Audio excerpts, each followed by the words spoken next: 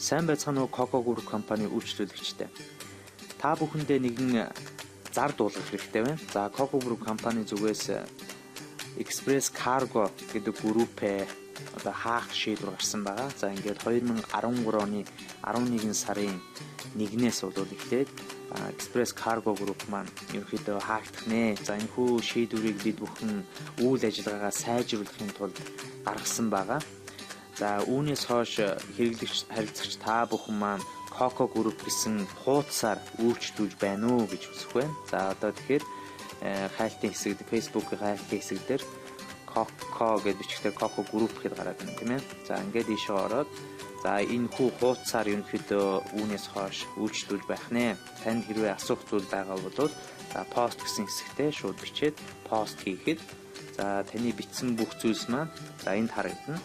За эндээсээ see all гэж ороод өөрийнхөө асуусан асуултанд хариулт авах. За мөн бусад хүмүүсийн зүйлсүүдэд хариулт өгөх гэх мэтчлэн одоо яг Express Cargo дээр явагддаг байсан шигээ энд явагдана гэсэн үг. Ингээд үүнээс хойш ерөнхийдөө Express Cargo гэдэг групп маань ерөнхийдөө байхгүй болно гэсэн үг байна. Энэ хүү хуудасаа бас яаж групп шиг хажуу талдаа байлгах вэ гэдгийг бас та бүхэн зааж өгье.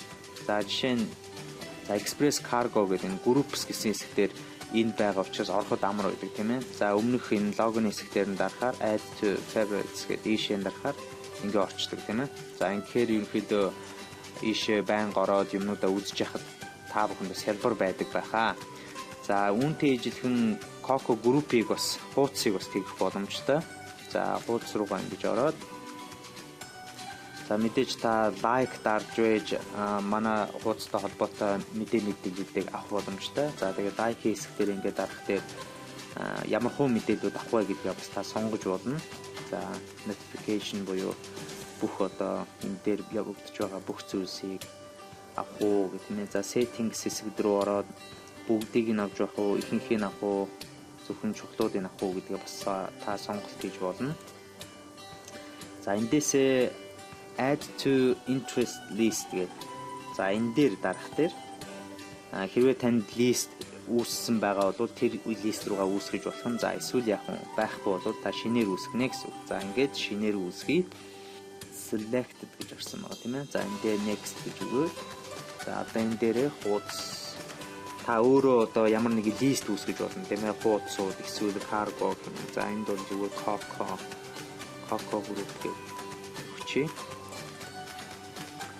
За тэгээд үүнийгээ та бас бусдад харуулахгүй юу гэдгийг бас сонгож болох юм тийм ээ.